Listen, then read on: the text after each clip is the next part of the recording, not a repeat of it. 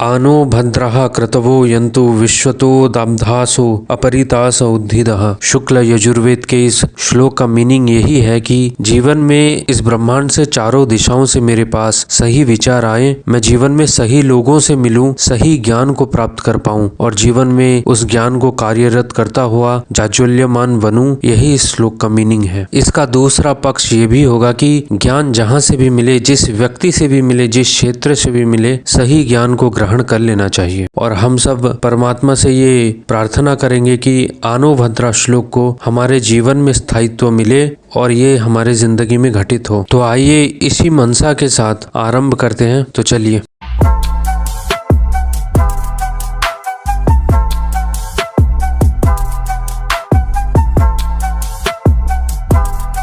जय सद्गुरुदेव। आज हम जिस ज्योतिषीय नियम के बारे में पढ़ने जा रहे हैं, बहुत ही ज्योतिषीय ग्रंथों में इसका उल्लेख आया है और जिन लोगों ने भी अच्छे गुरु से ज्योतिष सीखा होगा या किसी अच्छे ज्योतिषीय संस्था से उन्होंने ज्ञान प्राप्त किया होगा ज्योतिष का, उन्हें ये नियम ज़रूर पता होगा। और हालांकि ये और बात है कि इस नियम को बहुत ही कम ज्योतिषी यूज़ करते हैं, लेकिन इसका यूज़ करना चाहिए। और क्यों यूज़ करना चाहिए, क्या इसके पक्ष हो सकते हैं, आज इस वीडियो में हम समझेंगे। इस नियम का नाम है भावाद भावम। आपने नाम सुना होगा पहले। और भावाद भावम नियम ये कहता है कि हम जिस भी भाव का विचार कर रहे हैं, उस भाव से उतनी ही दूरी पर जो भाव पड़ेगा, उस भाव से भी पहले वाले भाव का विचार करना चाहिए। जैसे कि अगर मैं प्रैक्टिकली समझाऊं तो जब भी हम चार्ट में दूसरे भाव का यानी धन भाव का विचार करें, धन का विचार करें किसी व्यक्ति की कि इसके मतलब धन आगमन के क्या रास्ते हो सकते हैं, कैसे धन प्राप्त होगा, तो उससे दूसरे भाव से दूसरा यानी तीसरे भाव पर भी एक नजर डाल लेना चाहिए। और तीसरे भाव में क्यों डाल लेना चाहिए कि आपने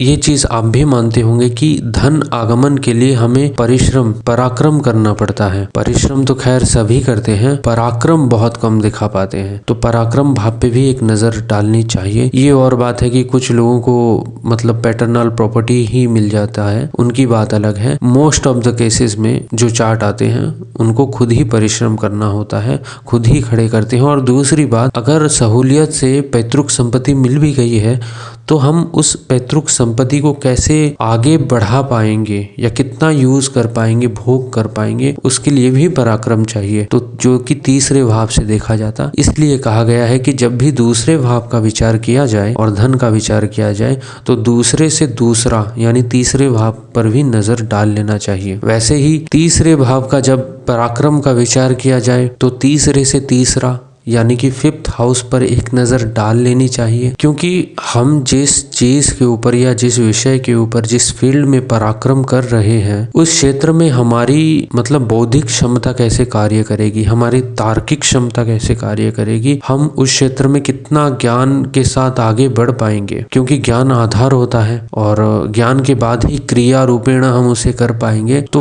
वो जो पराक्रम करेंगे उसका बेस जो हमारा बौद्धिक या तार्किक या जो ज्ञान है वो कितना स्ट्रॉन्ग है, हमारी कॉन्फिडेंस बूस्ट करने में पराक्रम में वो सहायक होगा। तो इसलिए पांचवें भाव यानी तीसरे भाव का या पराक्रम का जब भी विचार किया जाए तो तीसरे से तीसरा यानी कि पांचवें भाव पर भी एक दृष्टि डाल लेनी चाहिए। ठीक वैसे ही जब चौथे भाव का विचार किया जाए तो चौथे से चौथा यानी सातवें भाव का भी विचार कर लेना चाहिए चौथे भाव के लिए कि कहीं सातवां भाव दूषित तो नहीं हो रहा। ये इसलिए कि हम चौथे भाव से घर को देखा जाता और घर का बहुत ही बड़ा पार्ट हम अपने परिवार के साथ, खासकर अपनी पत्नी के साथ बिताते हैं। जीवन का बहुत ही बड़ा पार्ट पत्नी के साथ बीतता है और सातवें भाव से पार्टनर का विचार किया जाता है। अगर चौथा भाव आपका बहुत बली है, अच्छा है, और सातवां भाव दूषित हो रहा है तो चौथे भाव से आपको अच्छा घर तो मिल जाएगा, आप जीवन में बहुत अच्छा घर परमात्मा की कृपा से प्राप्त कर लेंगे। लेकिन सातवें भाव के दूषितता के कारण शायद आप उतनी अच्छी क्वालिटी की वैवाहिक जीवन व्यतीत ना कर पाए और ये कहीं ना कहीं घर में कलह का कारण भी बन सकता है। तो इसलिए जब भी चौथे भाव का विचार किया जाए, चौथे से चौथा इस भावाद भावम नियम के अनुसार सातवें भाव का भी विचार कर लेना चाहिए। वैसे ही पांचवें भाव का जब विचार करना चाहिए या पांचवें भाव का जब विचार किया जा रहा रहा हो तो 9वें भाव 5वें से 5वां यानी कि 9th हाउस जिसे धर्म स्थान कहा जाता उसका भी विचार कर लेना चाहिए। और ये इसलिए कि पहले के जब ये नियम लिखे गए पहले के टाइम में ज्ञान इसलिए अर्जन करते थे कि ज्ञान के माध्यम से वो परमात्मा तक पहुंच पाए और हमारी जो दिशा है। और देखिए 1 5 9 को धर्म त्रिकोण से जोड़ा जाता तो धर्म का दूसरा त्रिकोण तीसरे त्रिकोण के साथ कनेक्ट कर रहा है। इसलिए कहा गया है कि जब भी 5वें भाव का विचार करना चाहिए, ज्ञान का, बौद्धिक क्षमता का, तार्किक मतलब शक्ति का विचार करना चाहिए, उससे 5वां यानी 9वें भाव का विचार भी कर लेना चाहिए। जब भी छठे भाव का विचार किया जाए, क्योंकि छठे भाव रोग, रिपु और ऋण का भी है, तो छठे से छठा यानी कि 11 भाव का भी विचार करना चाहिए, 11th हाउस का। वो इसलिए कि छठा भाव कहीं ना कहीं रोग का भी है तो और 11 भाव लाभ का है। और इसलिए 11 भाव से इसलिए विचार किया जाए क्योंकि 11 भाव से आप कितना गेन कर पाएंगे जीवन में, आप जीवन में कितना गेन कर पाएंगे उसका भी है और कहीं ना कहीं आपकी इच्छा पूर्ति का भी है। तो अगर जीवन में आप बहुत ऊंचे लेवल पर पहुंचे और अगर आप में श्रम की कमी हुई तो कहीं ना कहीं आप रोगों से ग्रसित होंगे। इसलिए छठे से छठा यानी 11 भाव का भी 11th हाउस का भी विचार करना चाहिए। और ये इसलिए भी क्योंकि अगर आप बहुत अच्छा गेन कर पाए तो ये कहीं ना कहीं ऋण देने में या ऋण लेने में आप बहुत अच्छे कैपेबल होंगे। आप देखते होंगे कि बैंक में जिन लोगों का बैलेंस बहुत अच्छा है, प्रॉफिट में चल रहे हैं, बैंक हेजिटेट कभी नहीं करता उनको लोन देने में, बजाय उन लोगों के जिनका बैलेंस खाली पड़ा है और आप लोन के लिए जाएं, भले ही आप में जितना गुडविल हो वो आपके बैलेंस को देखकर मना कर देंगे। इसलिए 11th हाउस का भी विचार इस चीज के लिए करना चाहिए। और अब आते हैं 7वें भाव पे। जब भी 7वें भाव का विचार किया जाए तो 7वें से 7वां यानी कि लगन का भी विचार कर लेना चाहिए, क्योंकि आप जानते ही होंगे कि लग्नेश और सप्तमेश यानी कि आप और आपके जीवन साथी दोनों एक दूसरे के परिपूरक हैं। आप दोनों को एक साथ पूरा जीवन बिताना है लगभग। और ज्यादातर केसेस में ऐसा देखा गया है कि बहुत कम ही लोग ऐसे मिलते हैं, ऐसे जोड़े मिलते हैं जो जीवन भर एक दूसरे से बहुत प्रेम करते हैं और लड़ाई झगड़ा नहीं होते। लेकिन विवाह के बाद ज्यादातर केसेस में कम ज्यादा हो तो लड़ाई झगड़ा होते हैं। हालांकि डिवोर्स एक बहुत ही एक्सेप्शनल केस है, अलग है, लेकिन कम या ज्यादा लड़ाई झगड़ा होते ही है। कहीं पति उग्र होता है तो पत्नी उसकी बात सुन लेती है, तो कहीं पत्नी उग्र होती है तो पति उसकी बात सुन लेता है। जहाँ दोनों ही ऑपोजिट हो जाएं, एक दूसरे की बात ना सुने, तो वो केस बहुत मतलब अलग हो जाता है, फिर आगे कुछ बचता नहीं। इसलिए जब भी सप्तम भाव का विचार किया जाए तो सप्तम से सप्तम यानी कि लगन को भी एक बार देख लेना चाहिए। जब भी अष्टम भाव का विचार किया जाए या आयु भाव का विचार किया जाए तो इस भावात भावम नियम के अनुसार 3rd हाउस का यानी कि अष्टम से अष्टम का भी विचार कर लेना चाहिए। 8th हाउस आयु का है, जीवन में रिसर्च का है और गुप्त विद्याओं का है, धन का है, गुप्त धन का है और पैतृक संपत्ति का है। तो जब भी आप इन चीजों का विचार करें 8th हाउस से तो तीसरे हाउस का इसलिए विचार करना चाहिए आयु के साथ, क्योंकि देखिए आप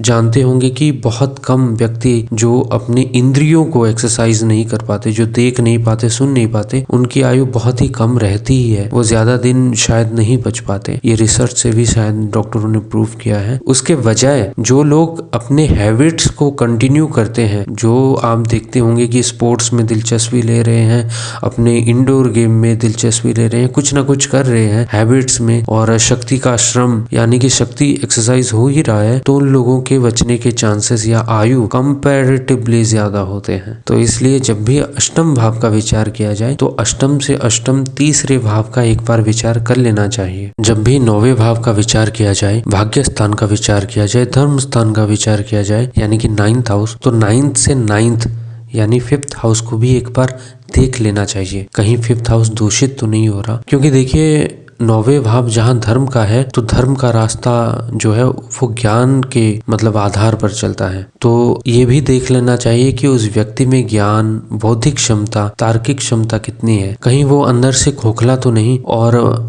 ज्ञान के माध्यम से ही जीवन में पूर्ण ब्रह्मत्व को प्राप्त किया जा सकता है। तो इसलिए 9th हाउस और 5th हाउस एक दूसरे के परिपूरक है। अगर आपने गौर किया होगा तो जहाँ 5th हाउस से 5th हाउस 9th आता, 9th से 9th 5th हाउस है, तो इसका मतलब ये एक दोनों ज्ञान और परमात्मा एक दूसरे के परिपूरक हैं, तो इसलिए 9th हाउस से 9th यानी 5th हाउस का विचार कर लेना चाहिए। जब भी दशम भाव का विचार किया जाए या कर्म भाव का विचार किया जाए तो दशम से दशम यानी सप्तम भाव का एक बार विचार कर लेना चाहिए, क्योंकि भावात भावम नियम के अनुसार दशम से दशम सप्तम होता है और सप्तम भाव आपके बिहेवियर को भी रिप्रेजेंट करता है कि समाज में या आपके कार्य क्षेत्र में आपका बिहेवियर बाकी घर के बाहर कैसा होगा। और आप जानते हैं कि कार्य क्षेत्र में बिहेवियर को लेकर मतलब बहुत बड़ा ये एक प्लस पॉइंट है कि आपका बिहेवियर अगर अच्छा है तो लोग जरूर आपसे जुड़ेंगे। तो इसलिए जब भी कर्म भाव का विचार करना चाहिए तो दशम से दशम का भी विचार एक बार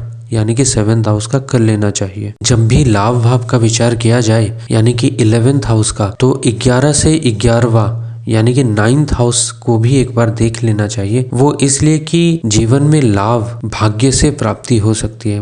वैसे तो कर्म बहुत लोग करते हैं, लेबर क्लास के लोग अगर आपने देखा होगा तो पत्थर उनको पीटते पीटते और चूर करते करते उनका दिन चला जाता है और वो 200-300 रुपया कमा पाते हैं। वहीं कुछ ऐसे लोग हैं जो घर में एसी में बैठे वो एक दिन में करोड़ों कमा लेते हैं शेयर मार्केट के थ्रू बिना कुछ परिश्रम के। तो इसलिए 11 से 11 यानी कि भाग्य को भी एक बार नजर दौड़ा लेना चाहिए कि भाग्य इसका कितना तेज है, इसे जीवन में कार्यों के बाद लाभ की कितनी स्तर तक लाभ की प्राप्ति हो पाएगी। इसलिए 11 से 11th का भी एक बार विचार करना चाहिए। जब भी द्वादश भाव का विचार किया जाए तो द्वादश से द्वादश यानी कि 11th हाउस का विचार इस भावात भावम नियम के अनुसार किया जाना चाहिए, क्योंकि कहीं किसी दोहे में कहा गया है कि पैर उतना पसारना चाहिए जितने की चादर हो, चादर की लंबाई हो। तो इसी के अनुसार इतना पैसा कोई व्यक्ति खर्च कर सकता है जितनी वो लाभ प्राप्त कर सकता है या उसकी जितनी आमदनी हो, जो कि 11th हाउस से देखा जाता। तो किसी के अगर